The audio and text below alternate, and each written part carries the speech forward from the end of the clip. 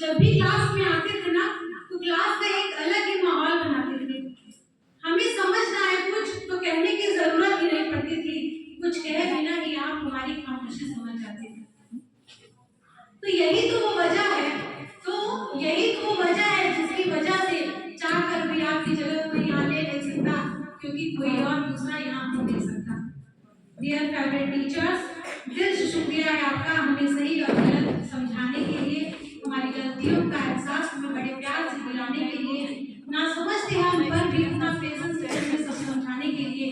दिल से शुक्रिया है आपका कि टीचर भी फेवरेट हो सकते हैं ये बात सामने लाने के लिए। Thank you.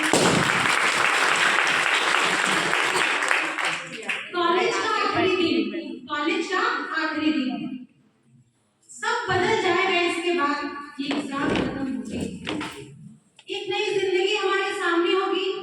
ऐसा लगता है जैसे आंखें बंद की हो और 2 साल 2 सेकंड में गायब हो गया। अभी मैच्योरिटी से भरे पड़े थे हम, अब मैच्योरिटी भी आती है। यकीन करना बड़ा मुश्किल है कि जहाँ 2 साल गुजारे थे अब वहां से जाना पड़ेगा। समझ नहीं आ रहा कि कैसी फीलिंग है, एक तरफ खुशियां है जिंदगी में आगे बढ़ने की और दूसरी तरफ सिर्फ मायूसी। अपनी क्लास, अपना प्लेग्राउंड, ऐसा लग रहा मानो सब पीछे छूट रहा है।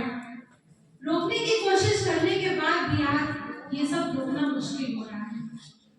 कितनी सारी यादें कैद है ना इधर, कितनी सारी यादें कैद है ना इधर, आज भी आंखें नम सी हो गई हमारी।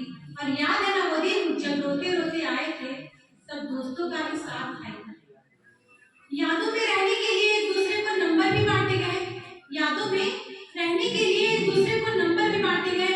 ये कॉलेज का आखिरी दिन है, दोस्ती का थोड़ी ना, टच में रहेंगे ना यार।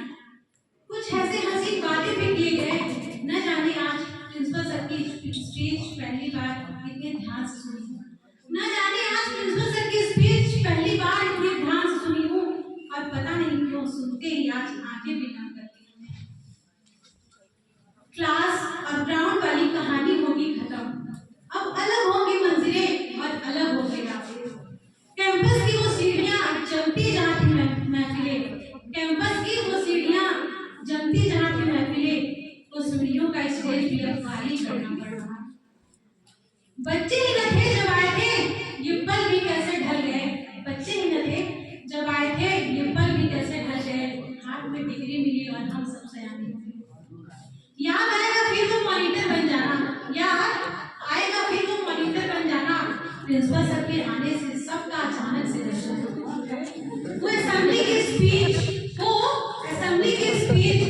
ये सर का बेटे कहकर बोला, वो ललित सर और मनोज सर का विश्वसनीयता और वैधता के बारे में समझा।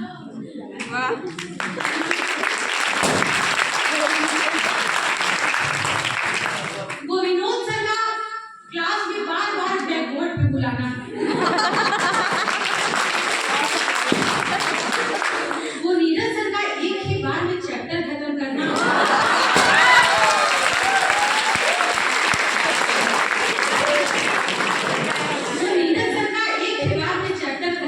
और बोलना खत्म हो गया। क्या था इसमें?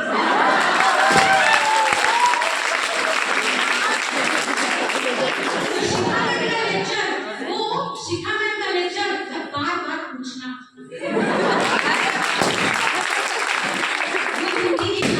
वो हिंदी की क्लास और शैली मैम की स्माइल।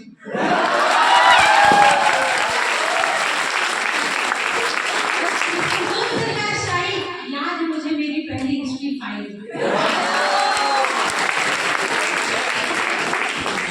वंजना मैम का क्लास में सबको शांत कराना, वंजना मैम का क्लास में सबको शांत कराना, उनके सर का मौर्य काल पढ़ाना। लंच के बाद जब 5वें पीरियड में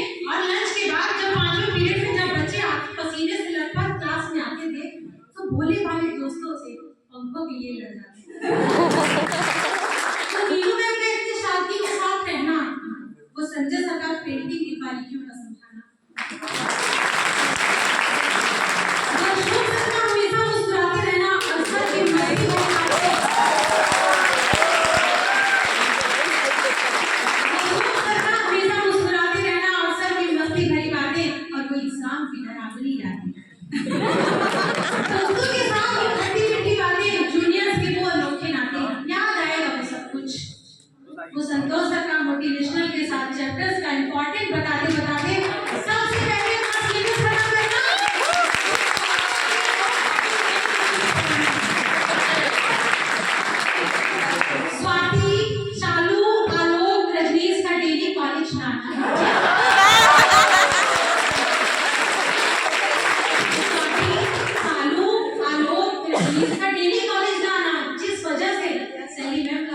लग जाना।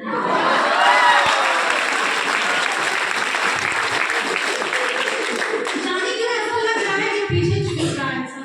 जाने क्यों ऐसा लग रहा है कि पीछे छूट रहा है सब? या इस भीड़ में मेरा हाथ दर्द होने लगा है तो लो पकड़ो। वो टीचर्स डे का प्लान, वो टीचर्स डे पर प्लान बनाना और एंड टाइम पे खुद बैठ जाना। टीचर्स डे पे प्लान बनाना और एंड टाइम पे खुद लड़ जाना। फिर देवदत्त भैया के समझाने के बाद इमोशनल हो जाना।